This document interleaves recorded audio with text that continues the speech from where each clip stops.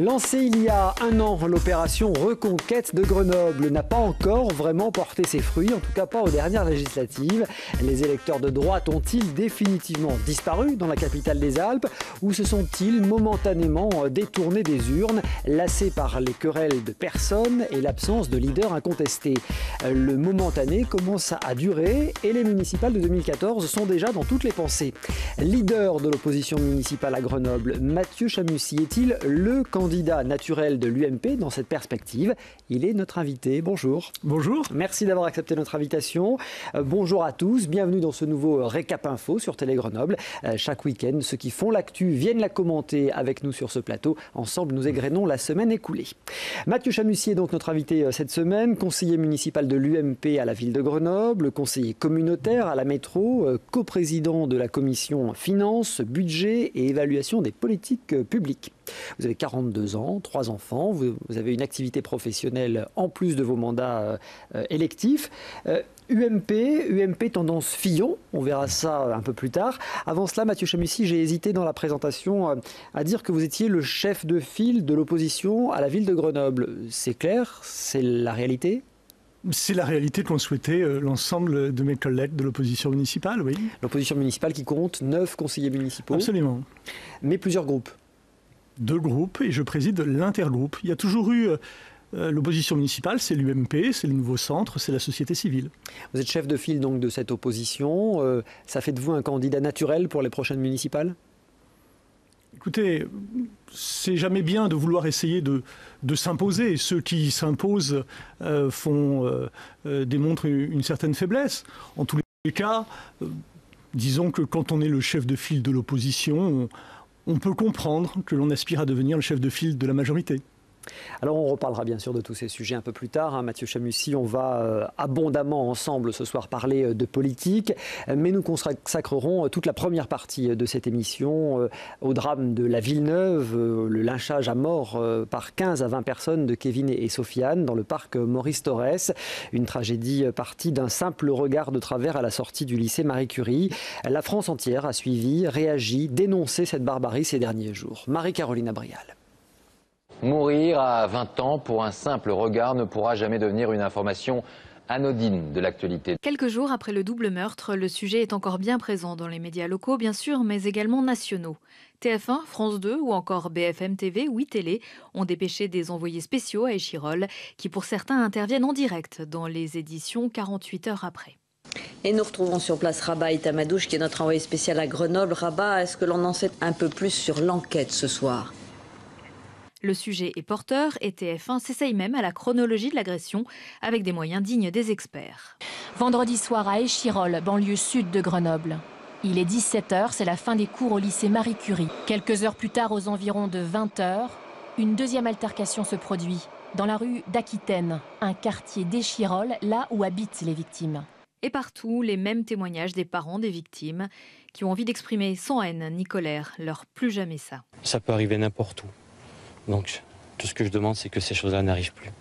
Pour qu'il n'y ait plus de parents et de proches et de gens qui souffrent. Si on veut juste montrer sa domination, dire on est plus fort parce qu'on est de Villeneuve. Villeneuve, à cheval sur Grenoble et Échirolles, d'où pour certains une confusion sur le lieu exact de l'agression perpétrée dans le quartier des Granges à Échirolles. Reste que l'opprobre est une nouvelle fois jetée sur la Villeneuve et que la plupart des médias rappellent qu'il y a un peu plus de 2 ans, des émeutes s'y étaient produites après le tir mortel de la police contre un braqueur.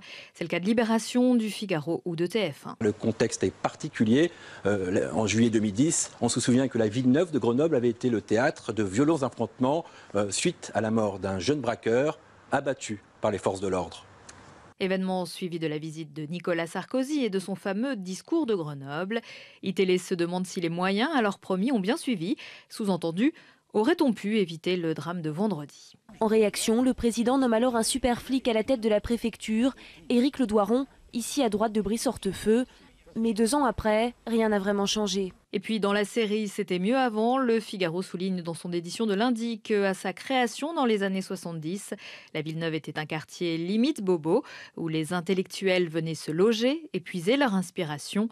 Qu'en retiendrait-il aujourd'hui ? Villeneuve de nouveau donc à la une des médias et place colère, incompréhension. La maman de Kevin, d'une incroyable dignité dans cette épreuve, a dénoncé la mort absurde. Mon fils, ce n'est pas un soldat, ce n'est pas normal qu'il meure, a-t-elle répété, expliquant la source du problème. On le sait, elle vient de la Villeneuve, c'est le désœuvrement, l'oisiveté. Lundi soir, le chef de l'État François Hollande est venu à Échirolles pour soutenir les familles et saluer leur dignité dans le deuil. Lucille Dailly. La nuit est tombée, le calme règne sur les Granges, un quartier où les habitants se connaissent et vivent en paix. Ce soir-là, la famille, les voisins, les amis de Kevin et Sofiane sont touchés dans leur chair. Mais la visite fraîchement annoncée du président de la République ne soulève pas le moindre mouvement de colère face à l'insoutenable. L'insoutenable, on l'a au fond de nous, mais on connaît tous les familles. Les familles nous ont tout de suite dit qu'il fallait rester calme, qu'il fallait être dans le respect des victimes.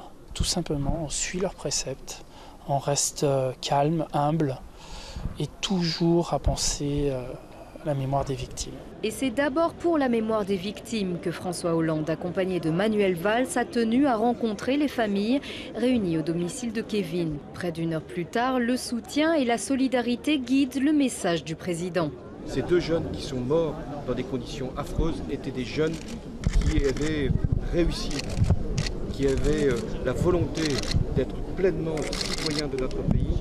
Aujourd'hui, nous devons être tous rassemblés derrière ces familles qui elles-mêmes doivent être sûres que la République sera à leur côté. La cohue des médias, la dignité des habitants et soudain l'appel d'une femme qui implore la République pour la vie. J'allais vous écrire, vous êtes là aujourd'hui, je vous le dis, ces deux-là, il ne faut pas qu'ils soient morts pour rien. Il faut que ça change à Grenoble. Échirolles, Fontaine, c'est devenu le Texas. On est où là, monsieur le président? Changez ça. J'arrive pas à dormir et je suis pas la seule. Il y a plein de mamans, plein de copines ici. Elles n'arrivent plus à dormir la nuit. On pense qu'à ça. Moi, ma fille, elle sort très tôt le matin.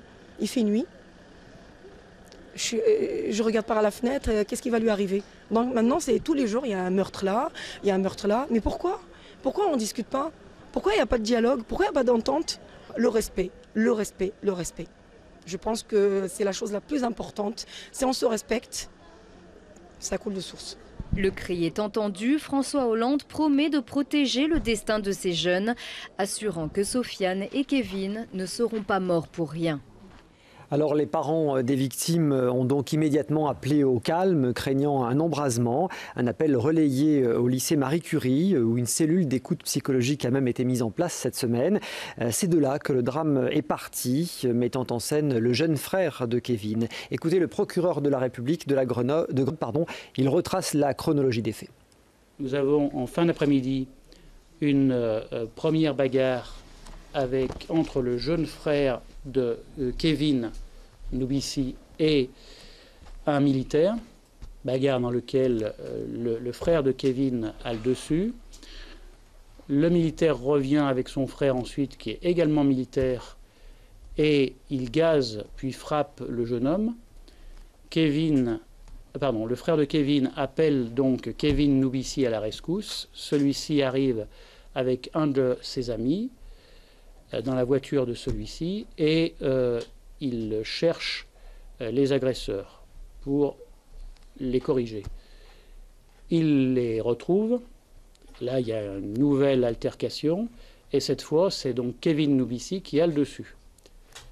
Ils rentrent ensuite dans leur quartier et vers 21h, il y a ce groupe d'une quinzaine de personnes, entre 15 et 20, on ne sait pas exactement, qui arrivent, pour certains en scooter, pour d'autres à pied, et qui sont munis d'armes diverses, d'armes à grenaille, de couteaux, de manches de pioche, de bâtons, de bouteilles, de marteaux, et lesquels vont frapper et poignarder les deux victimes. Dans la semaine, rapidement, les enquêteurs ont identifié et interpellé une dizaine de suspects qui ont été mis en examen pour assassinat et écroué. Le fait de venir à plusieurs armés constitue la préméditation des homicides. C'est l'explication du procureur pour justifier cette qualification d'assassinat des différentes mises en examen. 3 fuyards particulièrement dangereux ont été interpellés cette semaine. Ils se sont rendus d'eux-mêmes à la police. L'un, âgé de 18 ans, sortait tout juste de prison, condamné à 6 mois ferme pour avoir porté 2 coups de couteau au vigile d'un supermarché à Échirolles il y a quelques mois. L'autre, de 21 ans, a été jugé fin août pour avoir attaqué un homme avec un couteau à un distributeur de billets à Grenoble. Il avait été relaxé par le tribunal, mais le parquet a fait appel. Maintenant, le travail des enquêteurs, c'est bien sûr d'établir qui a fait quoi le soir du drame, qui sont les personnes qui étaient présentes lors du lynchage, qui a participé et bien sûr qui a porté les coups de couteau fatal. Mardi soir, une marche blanche à Échirolles a rassemblé 10 000 personnes en mémoire de Kevin et Sofiane. À l'issue, 2 colombes se sont envolées dans le ciel du parc Thorez. 2 colombes ont pris leur envol, remises en liberté par ces mamans endeuillées. Fort de ce symbole, le cortège a alors commencé sa longue marche silencieuse.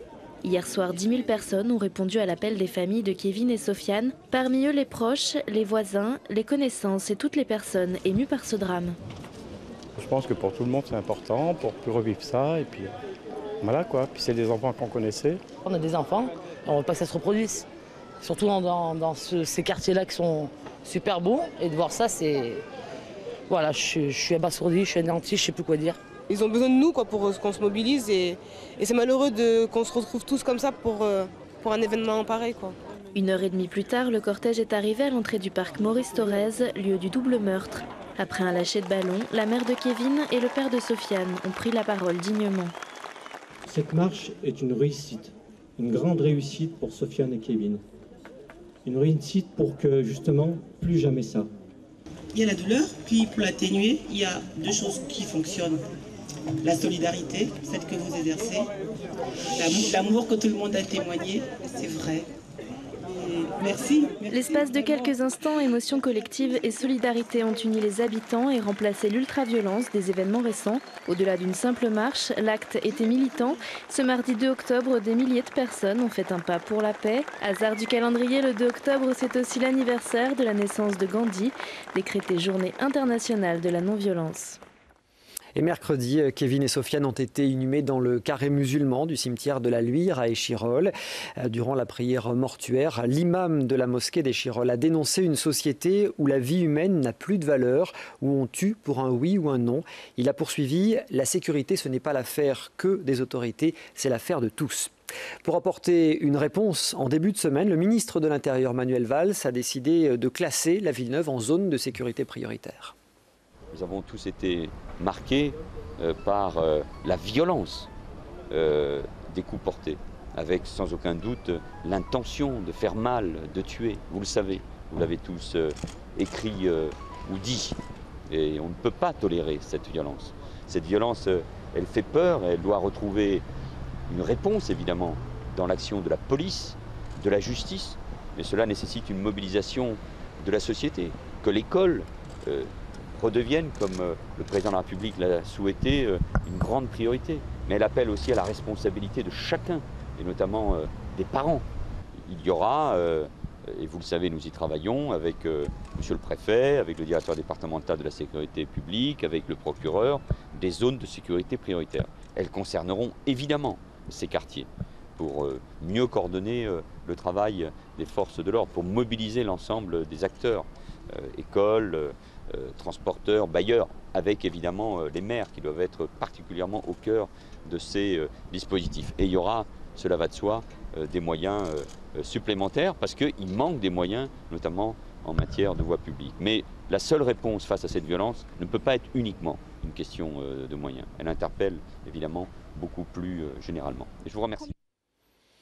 Voilà, et on rappelle que Kevin avait 21 ans, il était étudiant en master à Aix-en-Provence. Sofiane avait 20 ans, parfaitement intégré au monde du travail.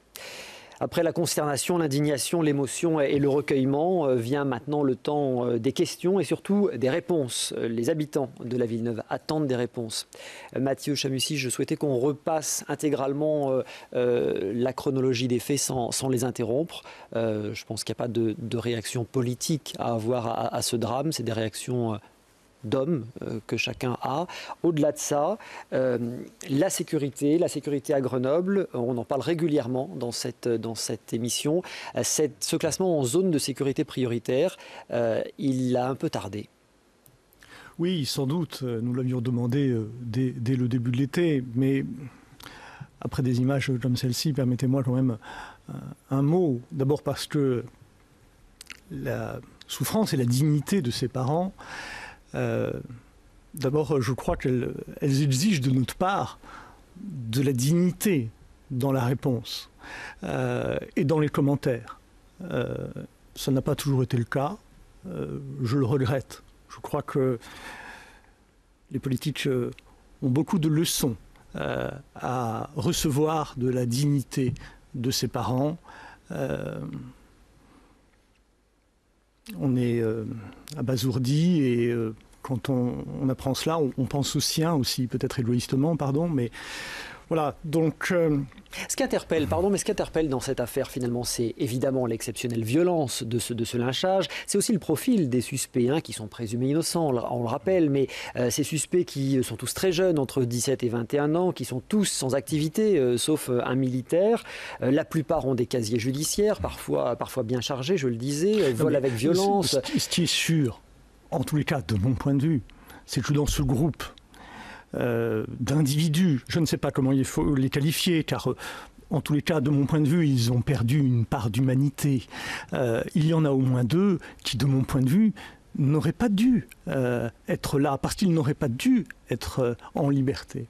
Et donc, sur la question des réponses, s'il y avait une réponse, ça se saurait. Il y a un problème aussi compliqué, il y a des réponses multiples, des réponses qui peuvent venir du niveau national, des réponses qui peuvent venir du niveau local, des réponses qui peuvent venir immédiatement et des réponses qui ne peuvent venir que dans la durée, dans la continuité de l'action publique. Et donc, si je peux aborder ces différents points, parce qu'il faut vraiment aborder les choses précisément, je veux dire que, je disais tout à l'heure que ces 2-là n'auraient pas dû être en liberté. Vous savez, contrairement à ce qu'on dit, en France, il y a finalement peu de personnes qui sont en détention. Si on regarde les chiffres, parce que j'ai entendu la ministre de la Justice qui dit qu'elle veut vider les prisons. Peu de personnes condamnées à des petites peines qui sont en prison, qui effectuent leur peine. Et je ne suis pas sûr que ce genre de discours, au-delà de ses conséquences, ne soit pas un message très permissif. En France, sur 100 000 habitants, vous avez environ 100 personnes qui sont en prison. C'est-à-dire que c'est moins qu'au Canada, c'est moins qu'en Espagne, c'est moins qu'au Portugal, c'est moins qu'au Luxembourg, c'est moins qu'en Australie, c'est moins que dans la plupart des pays comparables aux nôtres. Ce que je veux dire, c'est qu'en France, contrairement à ce que dit le gouvernement, eh bien, on n'emprisonne pas beaucoup. Donc c'est le contraire de ce que j'entends de la part du la ministre de la Justice qu'il faut sans doute faire. Et surtout, il faut que la sanction, elle soit immédiate. Et que vraiment le concept de tolérance zéro, on arrive à le mettre en œuvre. Voilà la première réponse, qui est une réponse nationale, qu'il faut absolument donner. Ensuite, sur le plan local, moi j'aimerais qu'on vienne sur le plan local. Vous êtes conseiller municipal, donc vous aspirez peut-être un jour à devenir maire de Grenoble. La sécurité, vous l'avez dit, avant ce drame terrible, c'était cet été, après les cambriolages, les braquages, etc. Vous exigez un plan de mandat concernant la sécurité. Vous exigez le renforcement de la police municipale. Alors, encore une fois, le national, il peut apporter l'arsenal juridique et un message des pouvoirs publics de fermeté et d'autorité. Et c'est extrêmement important. Par contre, les moyens, je ne crois pas qu'ils viendront du national. une ZSP, nous l'avions demandé, nous l'avons. Est-ce qu'on aurait pu l'obtenir plus tôt? Est-ce qu'on peut regretter qu'il ait fallu ces victimes pour l'obtenir? Sans doute. Est-ce que cela donnera quelques moyens?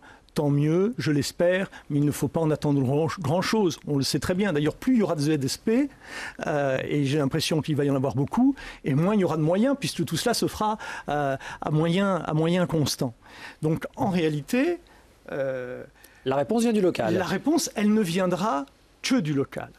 Alors, les polices municipales. Et il y a une réflexion qui doit être menée sur la responsabilité des collectivités locales en matière de sécurité, de tranquillité publique. D'ailleurs, le maire de Grenoble a décidé depuis 4 ans que son premier adjoint serait en charge depuis 4 ans de la sécurité. C'est donc qu'il ne peut pas s'exonérer et qu'il assume une part de responsabilité dans ces questions de sécurité. Et je crois qu'effectivement, de ce point de vue-là, les moyens, ils peuvent venir des collectivités locales. Et donc, c'est effectivement, vous l'avez dit, il y a plusieurs semaines, j'ai déjà émis un certain nombre de propositions pour renforcer de manière substantielle les moyens des forces de police municipales. Je voudrais, si vous le permettez, qu'on regarde un petit peu ce qu'il se passe dans l'agglomération grenobloise. D'abord, s'apercevoir que les moyens ne sont pas les mêmes partout. Que vous avez dans l'agglomération grenobloise des communes où la police municipale est armée. C'est le cas à Échirolles, c'est le cas à Gières, c'est le cas à Fontaine, qui sont des communes de gauche d'ailleurs. Donc on voit bien que ces questions-là ne sont pas forcément entre la gauche et la droite. Et puis vous avez des communes, comme à Grenoble, comme d'autres, où la police municipale n'est pas armée. Donc on peut avoir une réflexion là-dessus. Vous y êtes favorable à titre personnel? En tous les cas, je suis favorable à ce qu'il n'y ait pas de tabou, qu'on pose la question, et qu'éventuellement, d'ailleurs, on saisisse les Grenoblois de cette question. Mais quelle est votre réponse à vous? Il faut armer la police municipale à Grenoble? Je pense que si jamais cela est accompagné de la formation nécessaire, parce que, bien évidemment, on ne donne pas un revolver sans une formation adéquate. Je pense qu'effectivement, si beaucoup de maires en France, de gauche comme de droite, ont fait ce choix-là, eh bien, il convient d'y réfléchir sérieusement. Mais au-delà, quand vous pensez qu'à Grenoble, les policiers municipaux ont presque dû se mettre en grève pour obtenir des gilets pare-balles, alors qu'on tire sur les marchés le samedi matin à Grenoble. Eh bien, il y a quoi s'interroger sur la volonté municipale. Quand vous réfléchissez, quand vous vous apercevez qu'à Grenoble, en matière de vidéosurveillance ou de vidéoprotection, ne jouons pas avec les mots, vous avez 19 caméras pour 160 000 habitants environ. Que vous avez à côté, à Échirolles, une ville 4 fois plus petite, vous en avez 50. Si vous rapportez, ça veut dire qu'on pourrait, à proportion équivalente, en avoir 200 sur Grenoble. Ce n'est pas la solution à tous les problèmes, mais c'est un outil parmi d'autres. Pourquoi, sur Grenoble, nous ne l'avons pas? Pourquoi? Je pose la question. Parce que, visiblement, cette majorité municipale, à tout le moins, est extrêmement frileuse, contrairement à d'autres majorités de gauche. Donc il y a là un tabou qu'il faut lever. Et puis, il y a la question des effectifs. Pardon d'être un peu long, mais c'est important. Les effectifs de la police municipale à Grenoble, une centaine d'hommes. Aujourd'hui, moins. 90. On est à 85, on était à 77 il y a 4 ans. Donc vous voyez, on progresse très très doucement. Mais quand on dit 80-85 policiers municipaux, ça veut dire que si on réfléchit bien, si on compte, si on tient compte que ces gens-là, Dieu merci, ont droit à avoir une vie de famille, ont droit de dormir, ont droit d'avoir des congés, etc. Ça veut dire que vous avez combien de policiers municipaux dans les rues de Grenoble en permanence, à chaque heure du jour, sachant qu'il faut qu'ils tournent par 2 ou par 3. C'est-à-dire que quoi, vous avez une douzaine d'équipes de policiers municipaux? Est-ce que c'est raisonnable? Est-ce que c'est suffisant? Les faits montrent le contraire. Eh bien, c'est Jérôme Saffar qui apportera sa réponse puisqu'il sera notre invité ici dans 2 semaines. Jérôme Saffar, le premier adjoint au maire de Grenoble, en charge de ces questions de sécurité. On va faire une première courte pause. On revient avec d'autres événements à commenter durant cette semaine écoulée. Vous ne bougez pas. À tout de suite.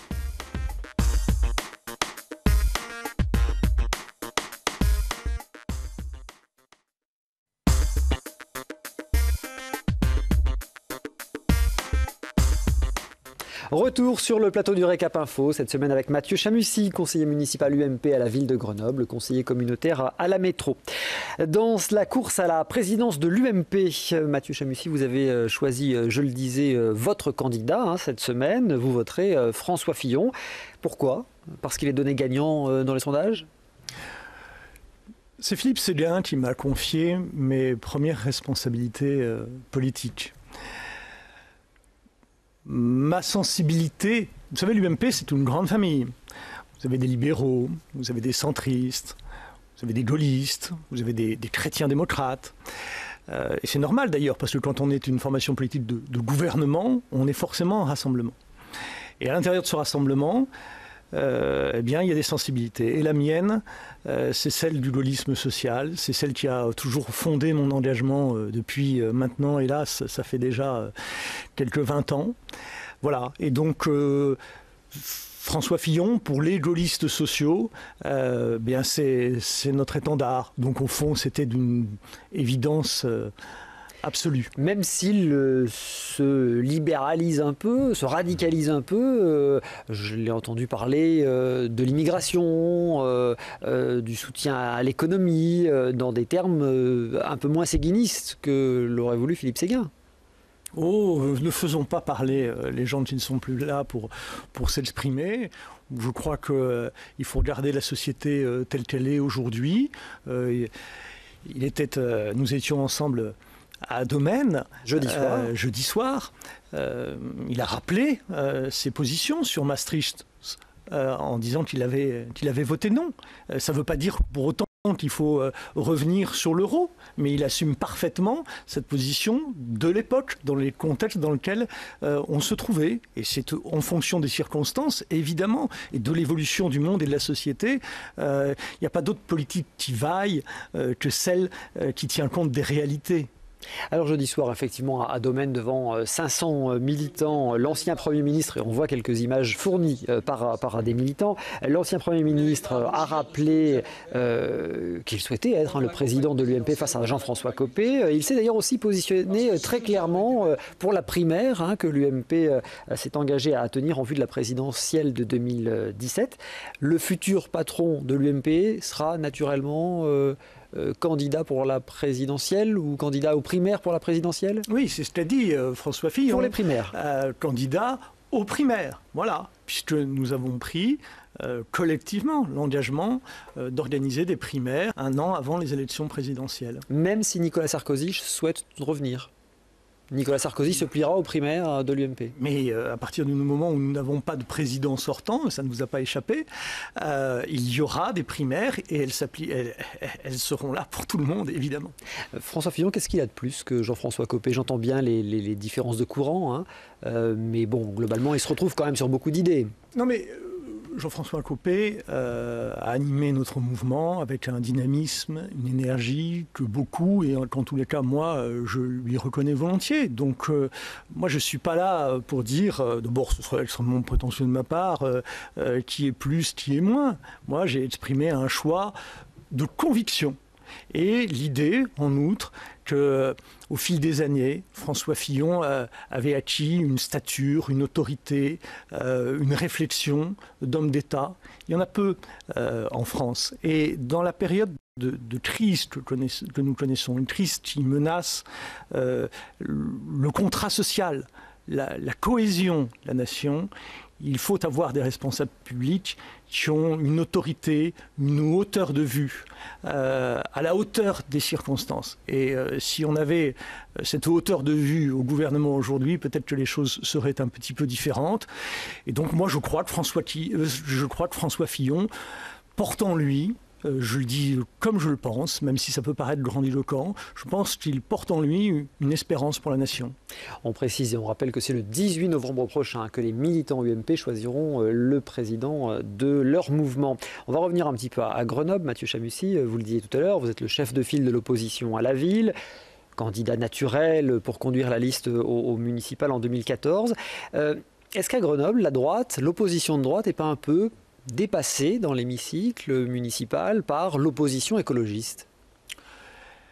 Disons que les écologistes ont une tendance à savoir faire du buzz, mais qu'en réalité, sur le fond, il cautionne beaucoup des politiques de cette municipalité.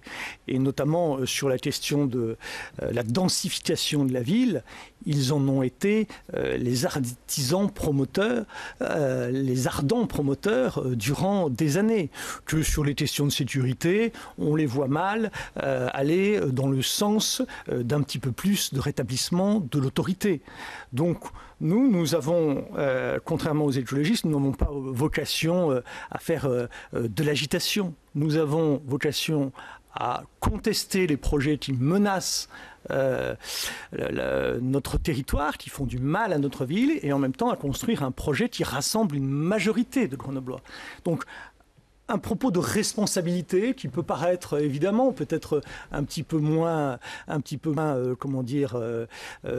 émoustillant, mais qui est plus responsable. Et aujourd'hui, Grenoble a besoin d'un esprit de responsabilité, parce que notre ville, notre agglomération, sur des questions importantes, sur les questions de sécurité qui portent aussi donc de fait sur le rayonnement de notre territoire, sur les questions économiques, sur les questions de densité, donc de qualité de vie. Notre ville, notre agglomération sont en train de tomber.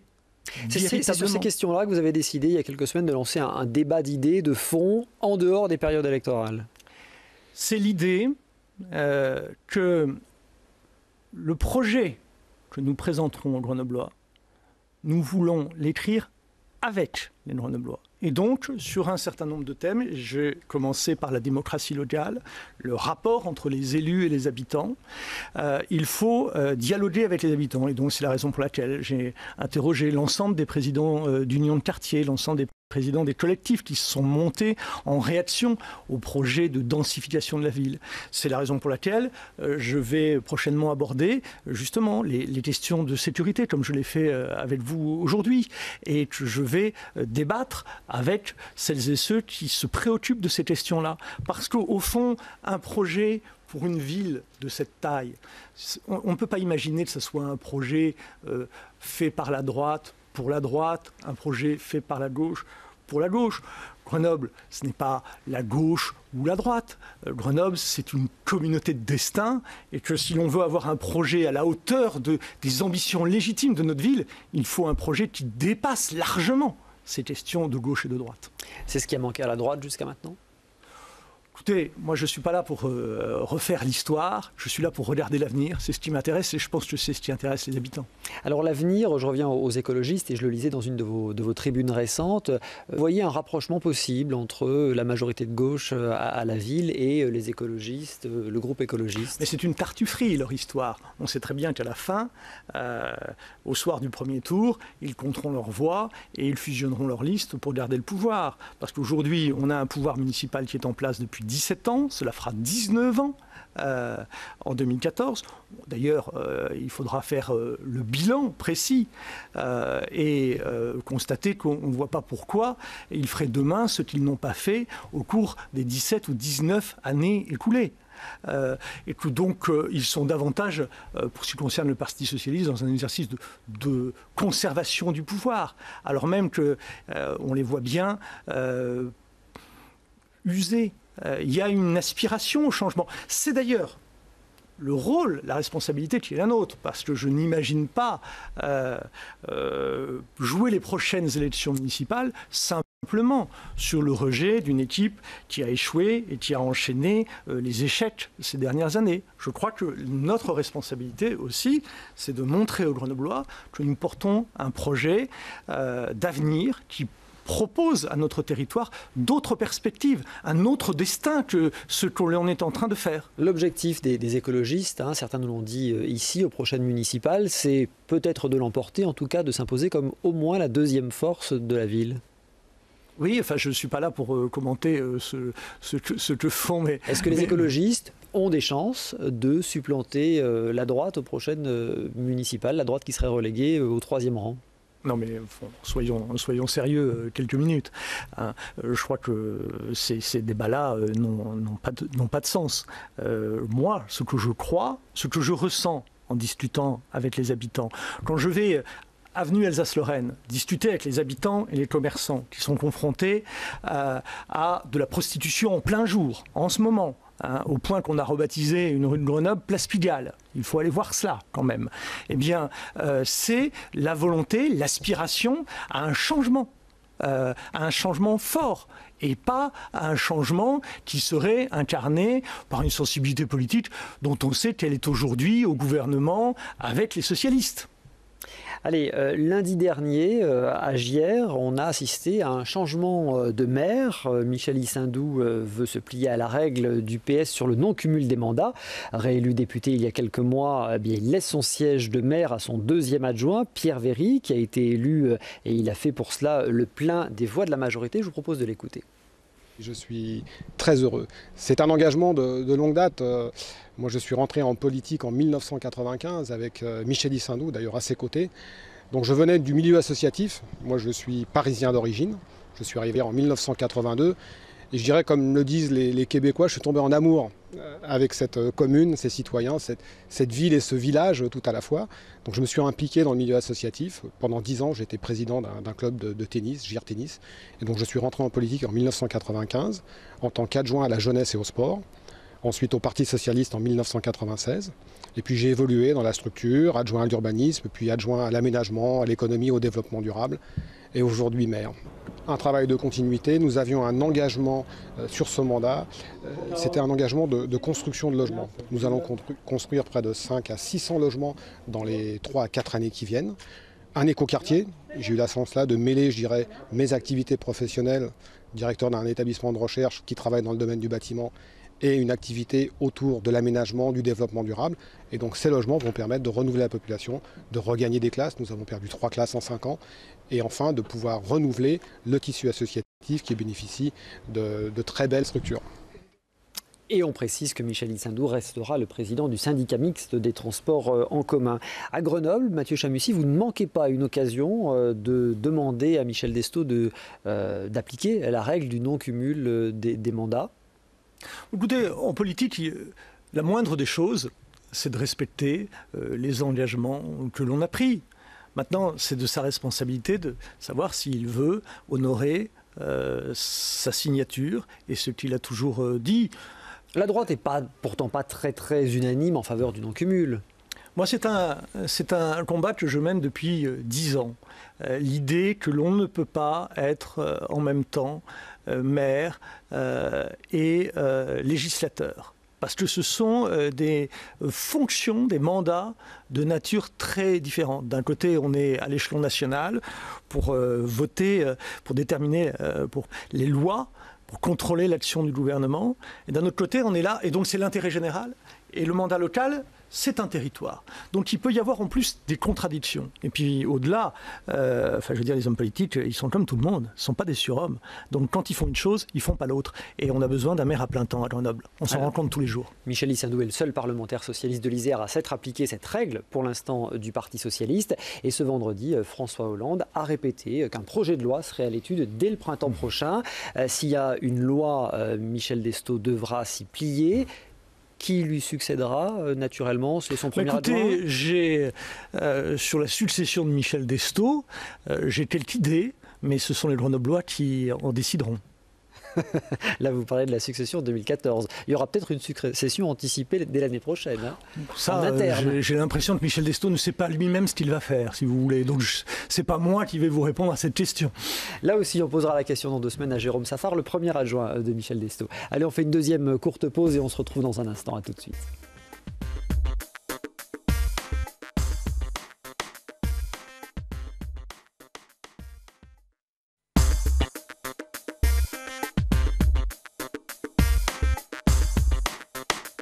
Bienvenue à vous si vous nous rejoignez pour ce récap info dont l'invité cette semaine est Mathieu Chamussy, conseiller municipal UMP à la ville de Grenoble. On en était à lundi, un sujet qui va évidemment vous intéresser, avec un plan budgétaire pour tenter de réduire le déficit du régime général de la sécurité sociale, donc c'est celui qui concerne tous les salariés du privé.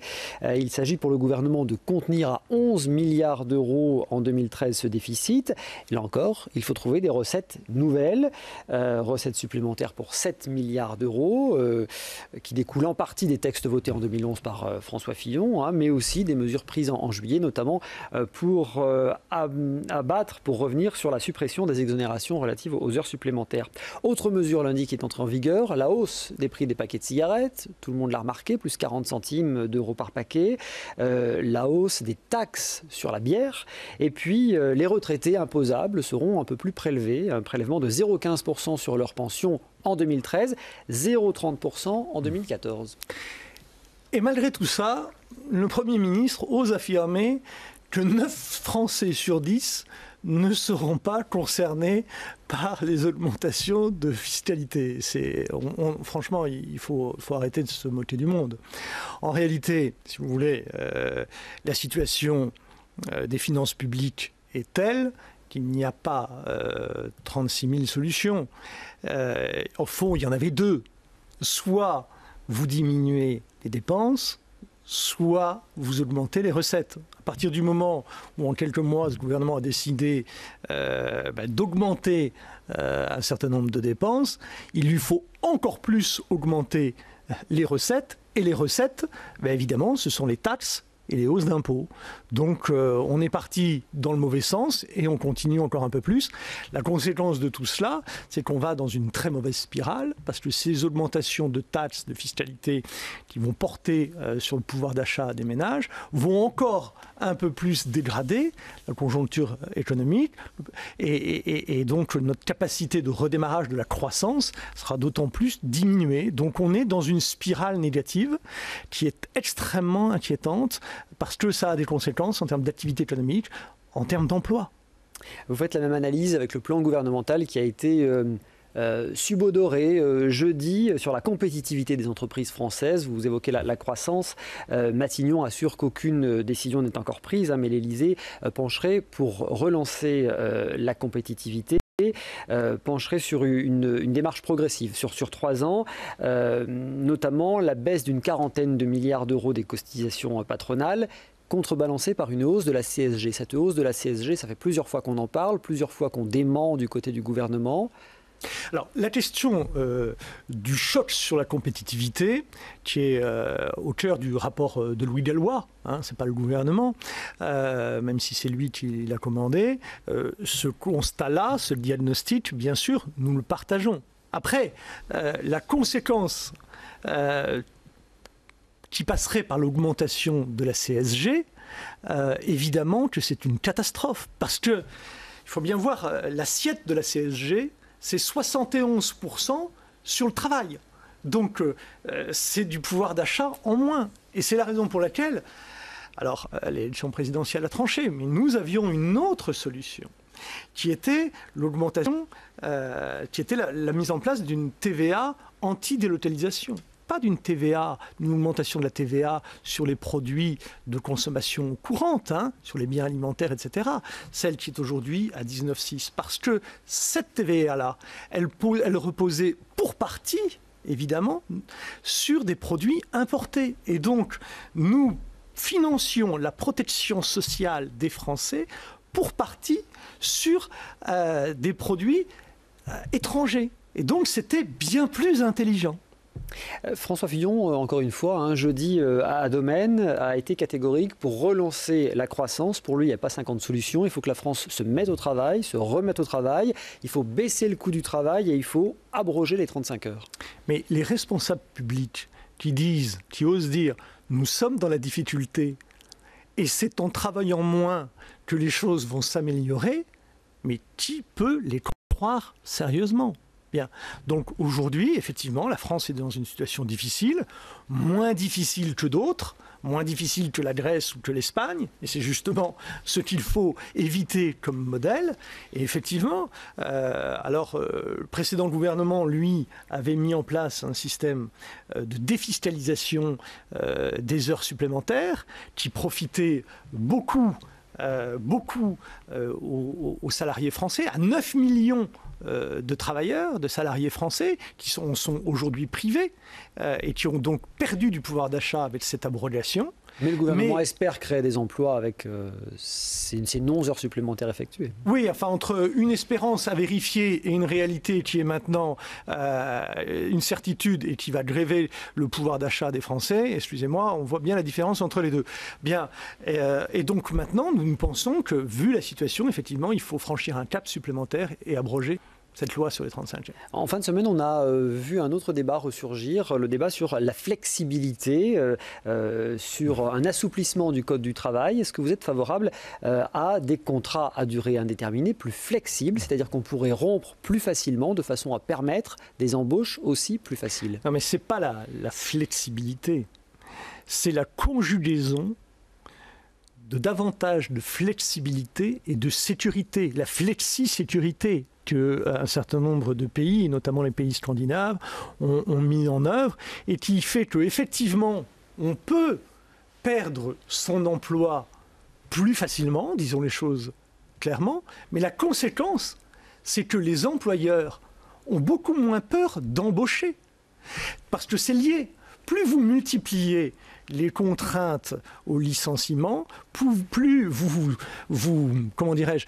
multipliez les contraintes à l'embauche, parce que l'embaucheur se pose davantage de questions. Et donc effectivement, l'idée que assouplir le dispositif va permettre d'améliorer le fonctionnement de l'économie, dédramatiser la question du changement d'activité. L'idée au fond qu'il est fini le temps où on mène 40 ans de vie professionnelle dans la même entreprise, dans la même activité. Mais ça, c'est la réalité du monde d'aujourd'hui et les Français s'en rendent bien compte. Cette semaine, l'INSEE a révisé à la baisse ses prévisions de croissance économique pour 2012. Les chiffres ne sont pas bons du tout, 0,2% au lieu de 0,4% prévu. Le produit intérieur brut de la France devrait stagner au 3e et 4e trimestre. Le pouvoir d'achat individuel des Français devrait reculer de 1,1% en 2012. On le voit, c'est encore une fois les déficits publics qui pèsent sur l'ensemble de la compétitivité du pays. Sur les déficits publics, là encore, François Fillon a été ferme jeudi à Domaine. Il faut diminuer les effectifs de toutes les fonctions publiques, a-t-il dit, y compris évidemment les fonctions publiques territoriales, c'est ce qu'il avait en tête. Donc les communes, les départements, les régions, les intercommunalités. C'est-à-dire qu'il faut regarder un petit peu la réalité. Et puisqu'on est à Grenoble, permettez-moi de m'intéresser au plus près de cette ville, où on voit qu'on a...